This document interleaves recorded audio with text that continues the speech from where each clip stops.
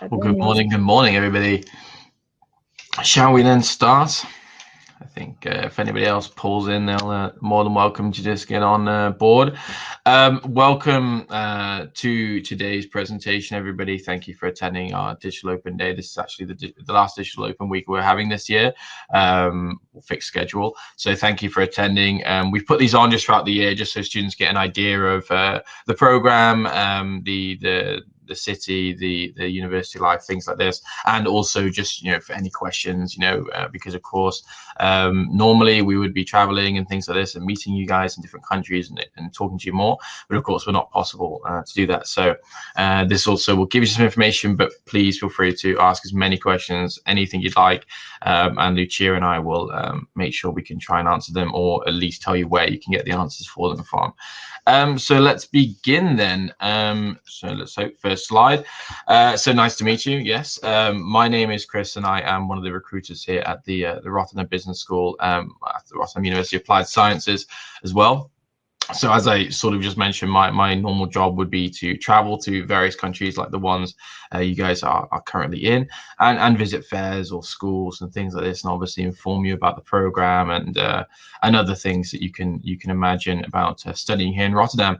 But at the moment, we're obviously not being able to do that, so I focus my attentions to the online environment, and I do this session during Open Day. But we also have things like a chat system on the website and other various touch points that you're welcome to reach out to us if you want to learn more. So that's a bit about me, and I will let Lucia introduce herself.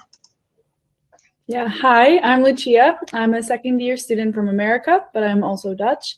I lived most of my life in America, but I also got to spend some time in Germany as well. So I love Europe. I'm very familiar. I'm a student ambassador, part of the school, as well as part of the university board and the Progressive Student Union.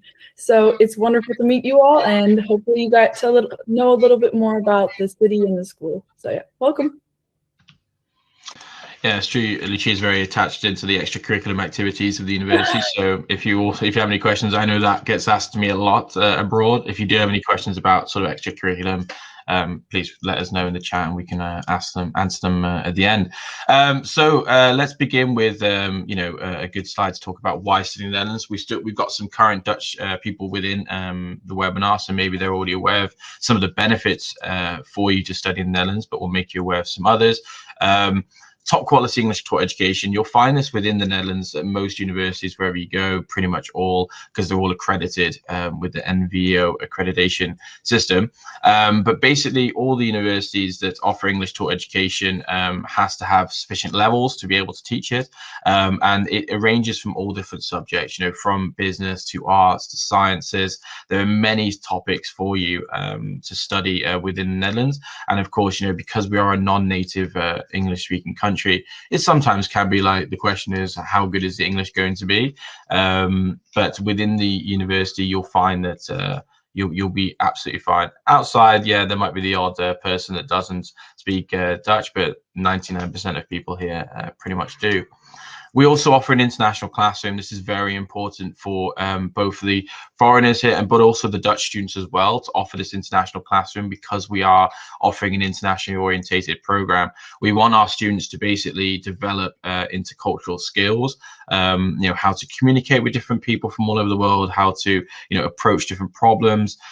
So the best way to do that is to already have an international classroom where you're learning by doing, for a couple of years, networking, seeing where you sort of fit, where you want to test out, and then you've got your opportunities like your internship and your exchange, even your thesis, to actually go abroad to be the other foreigner learning more there. As I mentioned, yeah, high level of English. So I believe they all have to do tests regularly to make sure they have their levels sufficient. But we also have something called NUFIC, which is basically a Dutch education system which looks after all these sorts of accreditations. Student-centered and interactive education. This is very important. For the Dutch students here, they'll probably be aware of the differences between the research universities and the applied science universities, because there is a binary education system here in the Netherlands. But still, whichever one you focus on, we still have a student-centered focus. The idea is that the education is developed around the student. So with applied science education, for example, it is very much about the practical, the projects, and with the research approach, it's very much about the research projects that they're doing, the individual assignments, and of course the interactive education, which you experience more at an applied science university than you will, of course, at a research university like Erasmus, for example. So the interactive education is extremely important at an applied science university because, as I mentioned, we work on these projects. We want you to network, learn new skills, things like this. So it's one of the unique aspects of the Netherlands, to be honest. Do something different. It's not every day that students are going abroad. It is more and more now that students are finding themselves going abroad for education, but it's still not normal. It is something that stands out for students, and I think in the time we've had this year, everyone or most people being at home for a year, I think taking those steps to go and do something different is always a nice challenge to set yourself going forward after this COVID pandemic. Education that suits you, this aligns with the student centers. We make sure that the education is suited to the students, and it's always evaluated year on year. So this is why you might see programs adapting year on year. They're not always the same, because it's always making sure that the education is adapted to the students' needs. And as we are all aware, every single year, we change, our attitudes, our feelings, TikTok, things like this have come out, recently. So all of these sorts of things we have to take aware of and put them into the education. And there are some financial benefits. The Netherlands is not the most expensive place to live as a student. There are definitely some big financial benefits for European students, especially if they do part-time work. But you'll find a nice cost work-life balance here in the Netherlands. That's also something very important to the Dutch is a work-life balance, which will obviously help you succeed both for education and at work. That's a bit about why there. I'll hand over to Lucia. She'll talk a bit more about, the Netherlands.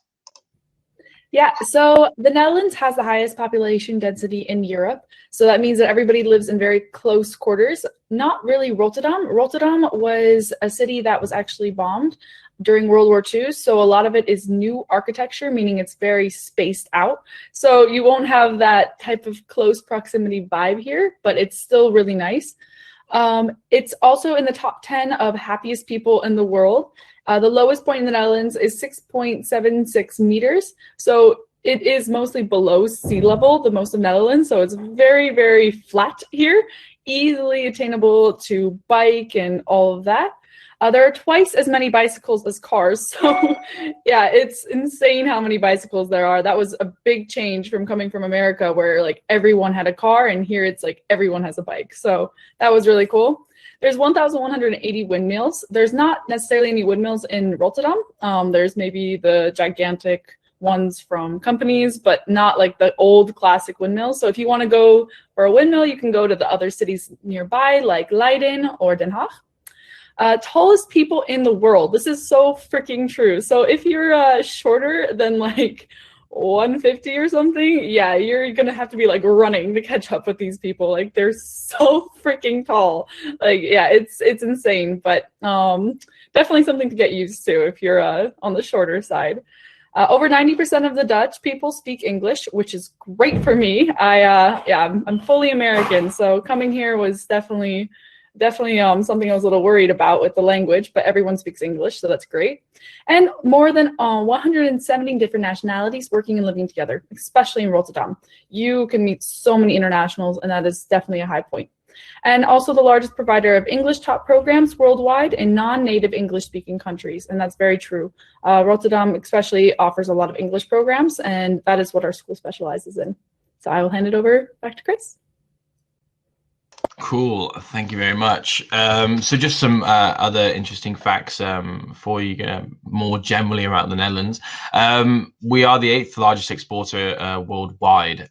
So this is very important when it comes to things like business and part-time work, long-time work, things like this, because we are seeing that the city of Rotterdam is booming. There are a lot of factors involving this. Pre-COVID, we have factors like Brexit, for example. example, that made it possible for a lot of companies to move here. And well, as you're aware, the Netherlands is quite an exporting country in terms of flowers, things like this. So that's why we're right up there. The top ones are all in Asia. So that's why we have some partners and relationships for the supply chain program, and because of these sorts of benefits. Largest harbour in Europe. It's absolutely massive, and you'll find it takes probably about 40 minutes to get from the centre to the edge of the harbour. Obviously, you'll be using the harbour for projects because a lot of companies are based here. So you'll find yourself in the harbour sometimes for projects like that. There is also a ferry if you wanted to go to the UK. I don't know why you would want to go to the UK at the moment. It's not a very nice place, but being British myself, but you can take the ferry to the UK. Largest airport in Europe. Many might have flown through Schiphol Airport on their travels, connection flights elsewhere. But we do have quite a large airport as well, so that also brings in a lot of business. And around Schiphol is actually quite a lot of companies based, because it's easy for them to move around. So there was a cool project that I remember working on for Activision over there at Schiphol, the guys that make Call of Duty and stuff like that. So you'll find that you'll be working also there most likely. So getting into these companies is very important. As I mentioned, the flowers, the tulips are very popular here, and of course you'll find them all over the world. I always tend to pick up some just on my way home to the UK, just a sort of nice treat for my mum or something like that. So FYI, people. Second biggest agricultural exporter, but probably more importantly and more fun anyways, the music. The Netherlands is extremely well known for its DJs and its music. There's a really cool concert here, the Dutch probably know about it, called the Flying Dutchman, which I really like. It's where basically all the famous DJs in the Netherlands play in 3 different cities on the same night, and they fly via each city by helicopter. So it combines both the music, but also the efficiency of the Netherlands. Obviously we haven't had it last year, but we hope in the coming periods, especially when you guys are here, that we can go back to our musical festival lifestyle here in the Netherlands, because you'll find a lot of them here in Rotterdam as well. Some of the top DJs obviously you're aware of, don't hesitate to go to their concerts while here. So just a bit about Rotterdam then. What we have done, just for people that aren't most aware of the city and what it sort of looks like, because it is very different to also other cities in the Netherlands, is we've got a short clip for you that you can just get a feeling of it, and then afterwards we'll continue onwards. So I'll put the video on and it should just click us away. Adios for now.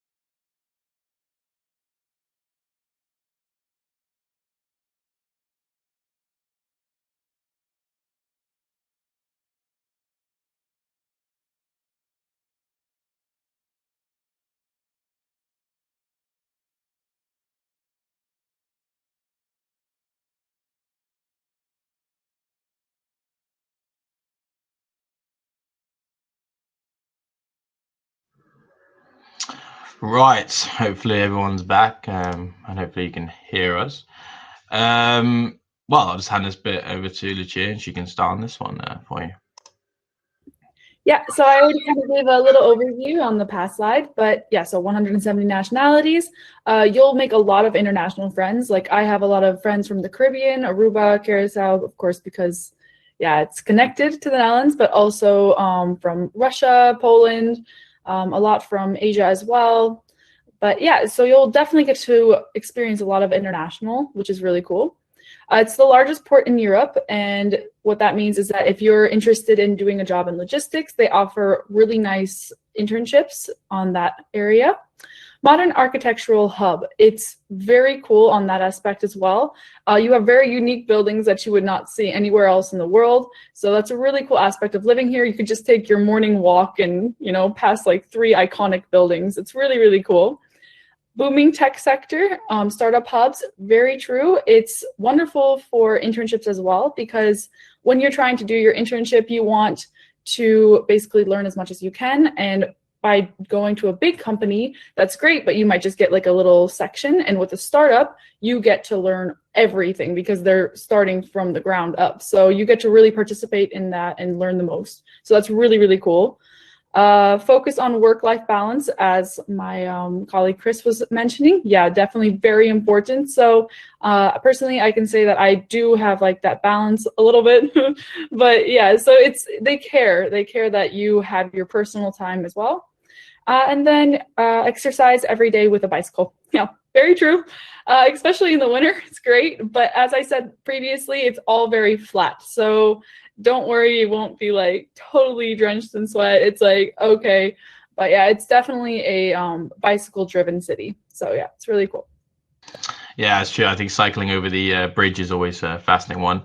Yeah. Lucia, maybe you want to just mention why you actually decided to come to Rotterdam, obviously coming from abroad, just so people, and maybe what your first impression was, so people get an idea of what to expect. Yeah. I chose Rotterdam specifically because of the booming tech center as well as the English taught program. Also, I really liked how modern it was. I'm more of a modern than a traditionalist. So I really like that aspect of the city. And also I love to meet different cultures. That's a huge part of just who I am. So that I knew that a lot of internationals were going to be here. That really sealed the deal for me, that I knew that I was able to expand my cultural awareness. And it's very true. I've tasted so many Venezuelan dishes, and it's just, my goodness, the culture with food is amazing here. So definitely that's a huge aspect. And English.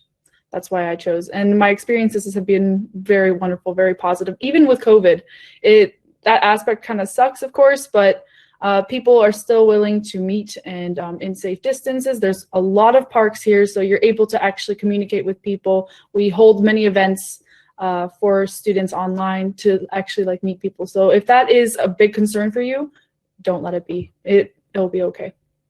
Yeah. Super cool. Thanks, Lucia. So just to sort of wrap up then, just so we can get an idea of Rotterdam, what you'll find here in the city is that it is a young and dynamic city, full of internationals, people that want to take their opportunities and really, push themselves to be better. You'll find that, the city itself is more of a stepping stone.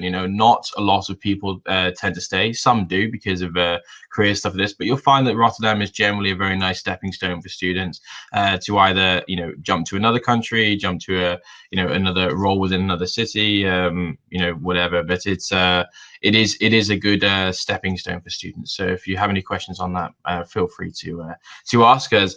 But that pretty much wraps up our presentation on a bit about why you should study in Rotterdam in the Netherlands here. As I mentioned at the start, we are open to obviously questions, because we are aware that getting in touch with us at the moment is always difficult. So if you have any questions on what we've just done, or if you have any questions about anything else, please feel free to put them in the chat, and we can answer them like this, or privately, obviously, if you have a bit more of a private question. So we will keep the webinar open then for now, and please send us some anything you guys have on your mind.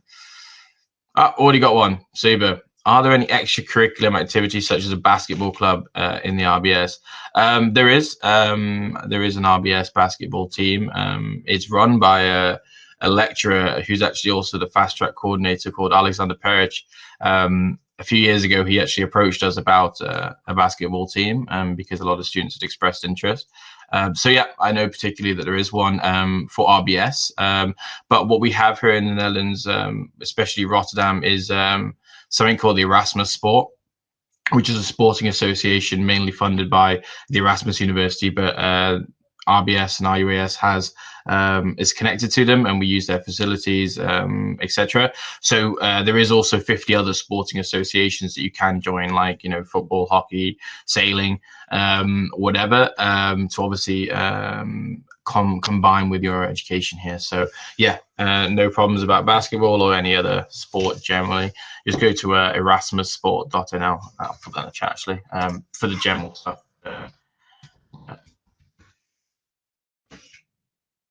Cool. Any other questions?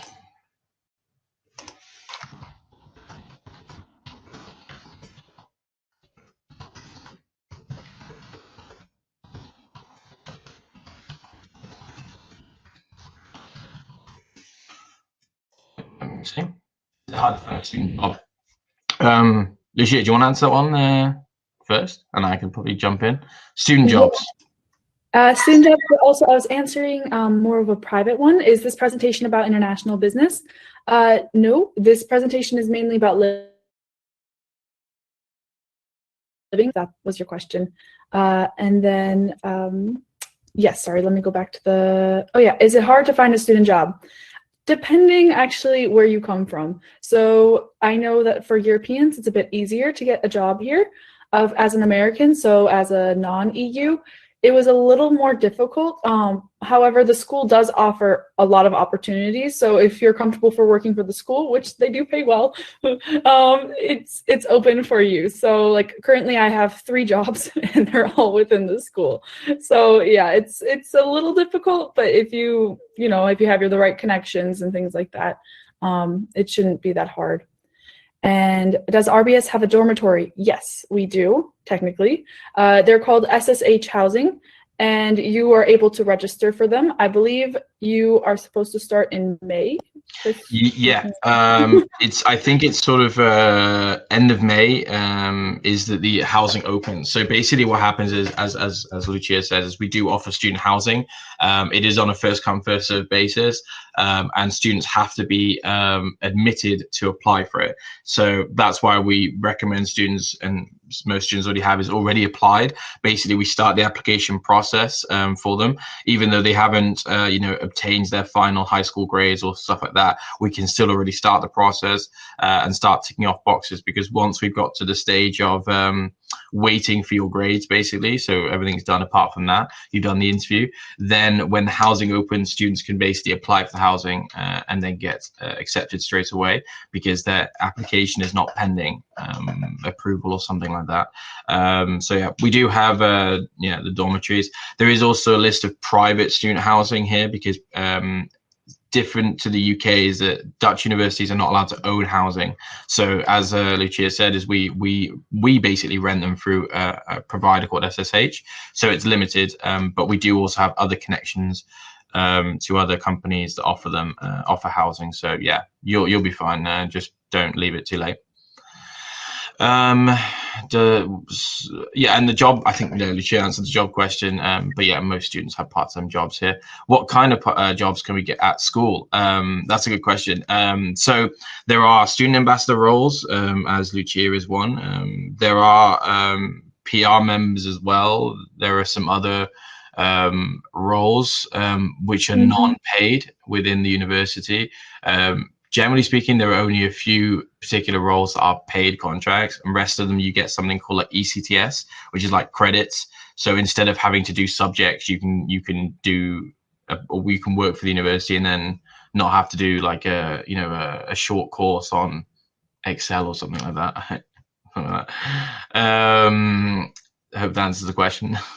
If I may actually add on, yeah, then I can explain a little bit. So currently, as I mentioned, I have 3 jobs. Yeah, the first one is student ambassador. That is a paid job. The second job is through the university board. So there's actually quite a number of paid jobs that you can get through there. And if you follow the Progressive Student Union Instagram, PSU, you can see what that's about. So it's like POC members, then IMR and CMR, and those 3 positions, there's like multiple people that can go in those 3 positions, and that is a paid job per month. So it ranges from 200 to 1,000 per month, depending on the position that you want and how much work you put into it. So currently I am part of that as well. So that is my second job. And then my third job within the school is ICEA, which is a contract base. So that was just because I was a student ambassador, they kind of grabbed me for another project. And yeah, so those are my jobs. But of course, like if you get involved in the school, you can have more opportunities. But there's a lot of other opportunities around Rotterdam, you know, anything that you're interested in, you know, chefs, waiters, things like that as well, delivery.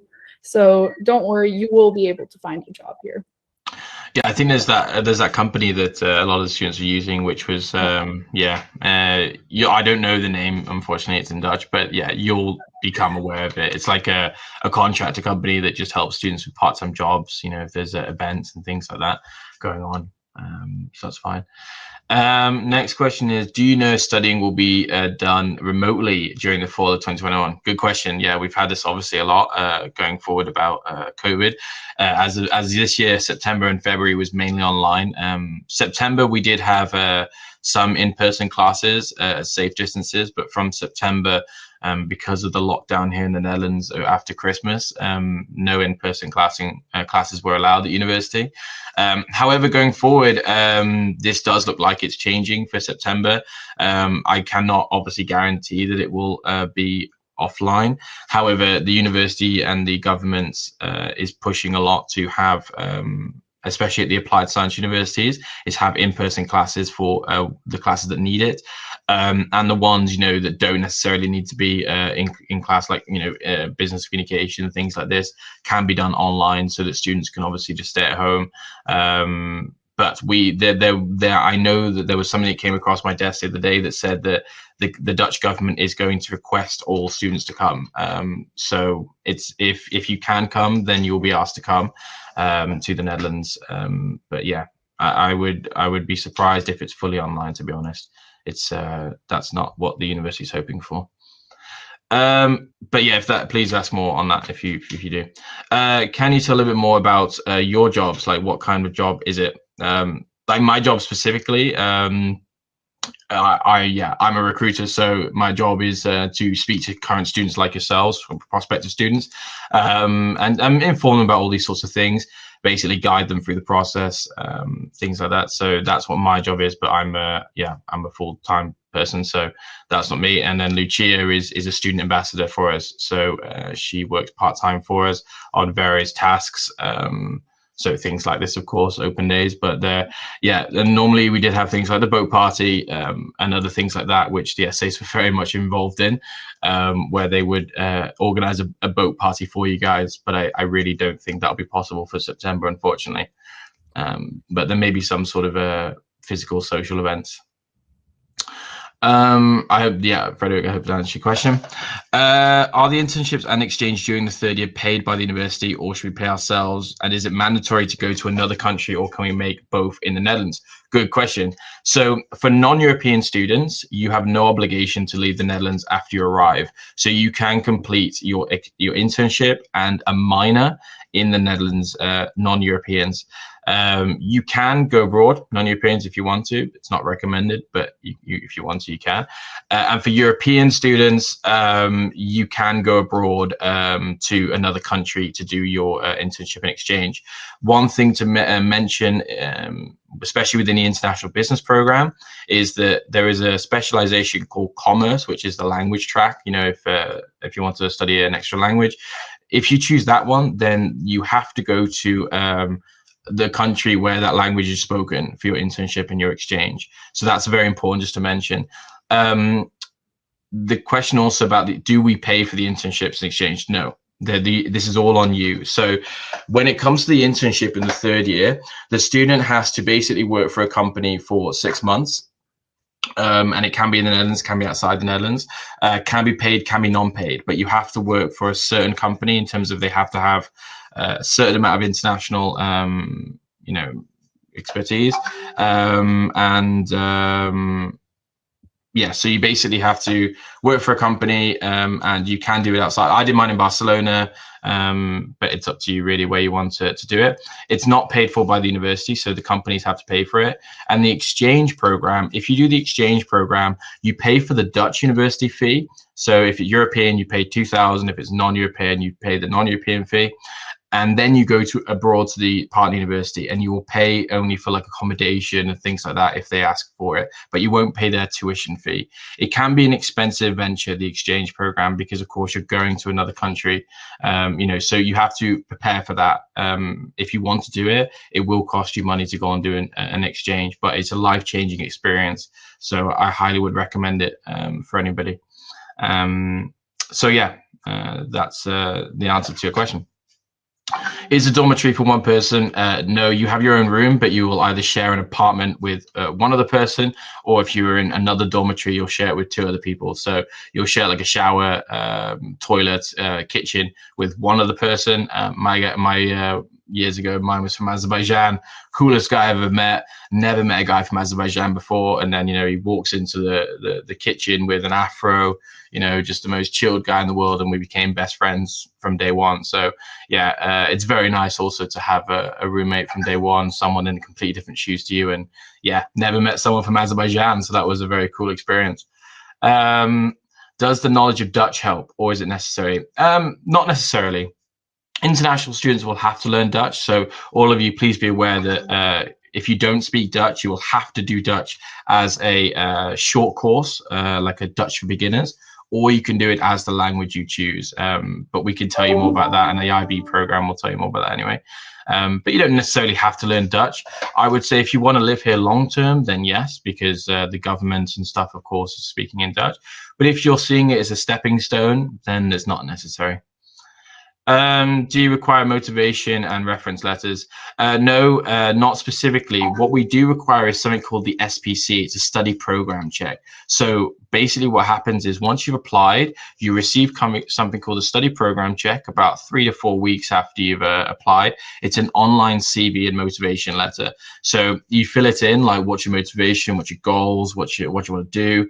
And then you have to then schedule an interview with someone and have an interview on your study program check, the SPC. And this is basically your motivation. We don't need any references because here in the applied science regime, it's all about you, the student, the goals of the student. We don't really care about the academic ability. We don't really care about what people said about you. This is your time to prove yourself. And that's what an applied science university is all about, is, you show us what you're made of. If you're doing an internship, can you go to an English-speaking country when you learn an additional language? Yes. If you're doing an internship, can you go? Yes. So you can go to the UK, for example, if you're doing the commerce track, but it's most likely then you're going to have to do your exchange in then the language choice, French, Spanish, for example. There are some leeways around it, but the idea is if you really want to choose a language, commerce, go to those countries, go to Spain, South America if you're doing Spanish. There's no point going to England if you're doing Spanish, just to say. So if you don't want to do the languages, you want to do the other three, which will allow you to go anywhere basically, then please do. That's why we have the specializations and the options for you. Where can I find the list of partner universities? You can ask our exchange team for them. It does change, so they don't publish it on the website because it just changes too much, especially this year. But we have an email, CoIA Exchange, and they can just send you a copy. But also it's dependent because there's about 500 university partners, but I think 300 or 250 are RBS related, and then the rest are for the rest of the university. But yeah, CoIA Exchange. I'll just put it in the email. But I'll also tell you that it's not fixed. It always changes. Is the Dutch course free? Yes, the Dutch for beginners course is free for international students, or if you take Dutch, of course, as your language choice, and yeah, it's not free, but it's included in the tuition fee in that regards. But yeah, it's just mandatory for non-Europeans, non-Dutch people, sorry, to do Dutch for 8 weeks. It's very short. Are there any FOC or paid courses of Dutch language in RUAS? We do have some partners with like Dutch language schools. Through RISA, they have some partnerships with some, small language classes if you want to do it outside of the university. But yeah, as I said, Dutch you can learn within the university. But it depends how much you want to learn. Do you have any data on how many percentage of foreign students can get jobs in the Netherlands or EU countries after graduation? That's a good question. I would ask that to the faculty people, so the RBS people, because of course they're more related to that, whereas we're just the international office. However, from what we know is it's very positive, and the reason why this is due to the thesis period at the end. So when you complete the program, at the end of the period, you have to do your thesis. But here in the Netherlands, the thesis is basically for a company. So you consult for a company on a problem that they're facing within the industry. And what tends to happen is that most students get hired by these companies for either the short term or the long term, because they work for them for 6 months, they get to know them. And that's how companies see the world these days. That's the connection we have with these companies, that we're basically training students to get jobs like that. So it's a very good success rate. I don't have the exact number for you, but it's very strong. It's stronger for EU students. I don't want to stereotype in that sense, but yeah, it's higher for EU students than non-EU students. Only a couple left, Lucia. Can we choose 2 languages to study besides English, like English, Dutch, and German, for example? This used to be the case, where you could do 2 languages on top of English and Dutch, for example, but this is not possible anymore. It's only 1 extra language alongside the English education. So this also doesn't include Dutch. So you could technically do English, Dutch, yes, and German, for example, but Dutch would just be for Dutch for beginners, like a short 8-week course. But German you could take for 1.5 years or longer if you then decided to choose a commerce specialization. But yeah, the international business people will tell you more about the program, I'm sure. And what is the holiday schedule? Good one to good last question to ask. What's the holiday looking like? Well, I have to be completely honest. Holidays here are quite finite. It's not somewhere to come if you enjoy big holidays like the UK universities do. Your education will start at the 1st of September, and then Christmas will be around 20th of December. It will start again on the 2nd of January, and then you'll end start of July. So yeah, you'll have a summer period of about 2 months, but that's pretty much it. Everything else is about 1 week or 2 weeks of holiday. But yeah, the Dutch don't really want to waste your money or your time. So it's very much about full-time, really, education. So that's the holiday. Yeah, it is on the website as well, but I know they're updating it for next year. So you'll probably have the dates of last year, so you get an idea, but they will just be updated to the correct dates. Cool. That's all the questions we have in the chat. Does anybody have any more? Is there anything else they want to ask, whether it's program related, non-program related? Feel free to. I do believe that there is the international business one at 11 o'clock Central Eastern Time, so 20 minutes from now. If people want to attend that but haven't registered, please let me know and I can share the link with you. Or if there's any other webinars that you wanted to attend that you have not, you haven't registered for, or no. Cool, another question. Sorry, Jay, come on. Oh, I was just gonna say we have another question. Right? At what time do we start in the morning and what time do we finish school? Wow, this question. Yeah. I get the impression you're not a morning person. To be honest, it ranges. I mean, it's not, it's not 9 to 5 every day, those sorts of things. But I think classes can start at 8:30 legit, right? They do. Yeah. So it depends on your schedule. So sometimes you have 1 class a day, sometimes you have 2 to 5, it depends. I don't know about the schedule next year. They're changing it always, but currently you always have like 1 day off in the week. But yeah, so on Mondays I have a class at 8:30, but that's it. And then on Tuesdays I have it from 8:30 to 5.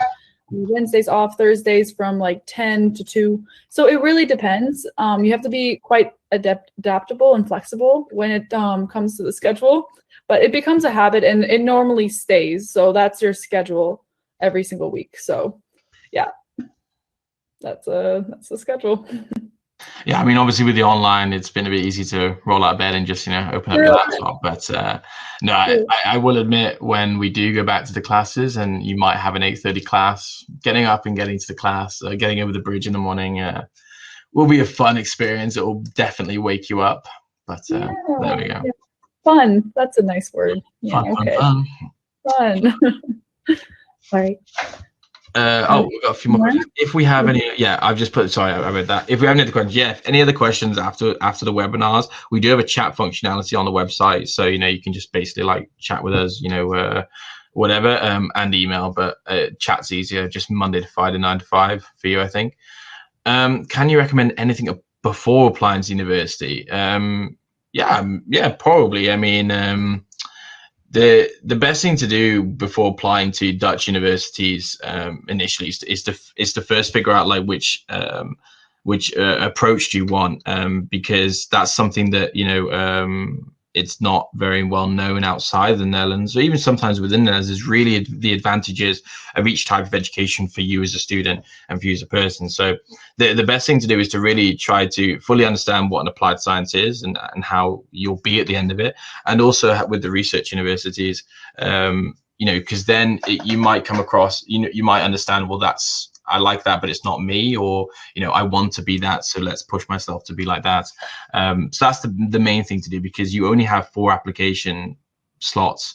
So we don't it's not nice to waste an application for somewhere you're probably not going to go. But apart from that, the other thing would be just to send everything at once, or collect your documents at once, so that you have them. Don't send it in drips and drabs, because then it can just be frustrating for you and also for the admissions officers. But they're always quite nice. They're always nice to you, so it's fine. They'll remember you. Is it hard to work and study at the same time? Maybe Ashley wants to answer that one, doing it herself. I mean, it depends on how much you do. So because I work 3 jobs, it's a little bit more difficult, I will admit. But again, the Netherlands doesn't care about your personal life. So when I was a little bit struggling with all my schoolwork and then all my work, some of my jobs were just like, okay, take a break, So they gave me less work. But yeah, it's definitely a lot on you and your time management. The school does give a lot of work, but it is manageable. So that is the nice thing about applied sciences. You do have a lot of extra time for yourself, for a part-time job, for electives, things like that. So yeah, it's all about time management. If you're good at that, then no worries. If you struggle a little bit, then you just have to prioritize like what's really important. So yeah, definitely on you. And then also, does the schedule change per month or year? Chris can say the same thing, but it's basically per block. So every single block, they might change a little bit, sometimes drastically, but that's only if there's like a whole schedule change. Your day off, if you do get one, will change, most likely. So yeah, you have to be, again, adaptable for that. And sorry, I'm just answering, Chris, is that okay? Oh, please, yeah, go. Okay. Do you have something like mentor system for new students? Yes. So every single year you have a mentor, and I'm part of the university board now, and we're actually discussing of having that mentor continuously throughout your entire course of school. So normally you change mentors every single year, but that's been causing some problems. So now it's going to be the same person throughout your entire school, so you can just make a connection. This person can answer all your questions. They really are helpful, at least for me. So don't worry about that. You will have somebody. And then also you will have like little buddies in the beginning. You'll have like start week instructors. So you will have a student helping you as well. So don't worry. And then, did I miss anything? No. Do you have homework? How huge is it? Yes, I guess. A lot of it is taught in classes already, but homework consists of a lot of group projects, essays, things like this, and then studying. So it really depends on how much you want to take on. Like past the essays and group projects, the rest of the homework is just studying. So they don't necessarily give you like assignments that, okay, you have to complete the next day. It's very free will. So if you don't have the time for it, you don't have the time for it, and you can do it the next week, So it is really, really free in that area. So not a lot of homework, but yeah, again, how much do you want to study? So in the first year, I was studying every single day, so it was a lot, and now I'm just a little bit more relaxed, so it depends on how much you want to do. And then will you be able to take general classes in all areas to see which suits you best? You guys are lucky. My curriculum is different, but they changed it, and I like it a lot better. But yeah, so you have a whole year to decide what you actually want to specialize in. So you'll like learn economics, law, finance, all these generalized classes. See what you like best, and then you can choose what direction you want to take it. So I think that's great. You get to actually see where you excel and where you might not want to do, so yeah, I think those are all the questions. Cool. Yeah, that is a new thing with the program this year, that it is more, and that was from the feedback of the students, was that they even though they enjoyed their specializations anyway, it was nice to just start and then discover there and take that step. So you'll have that opportunity, and you have 4 specializations, as Lucia's you had 4 specializations anyway, but 4 options for you to pursue from year 2 onwards until you complete your degree. Cool. Well, I think then that is all the questions. Anything else, please fire them through while we have you.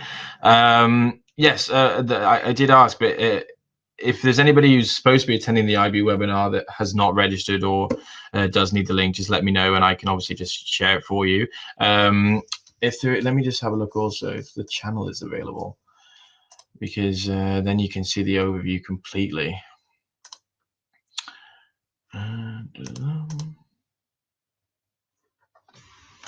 Yeah. So if you just go to that link, if you need to, you'll just see a list of all the webinars that are happening this week, and if you need to register to any others, feel free to. Cool. Well, I think then we'll leave everybody a 10-minute break then for those who are attending the International Business webinar. Thank you obviously for attending, guys. It's been an absolute pleasure. And well, feel free to fire through any questions you have on the chat, whatnot. Any questions about application, any concerns, we are here to support you in that sense. So yeah. So for me, it's goodbye, and then I will just let Lucia also say adios. And well, it's been a pleasure. Yeah, it's been a pleasure. Thank you so much, guys. I hope that you got some help from this. So, yeah. You're welcome. Super. All right. Bye for now, everybody, and have a nice rest of the day wherever you are in the world. Ciao. Bye.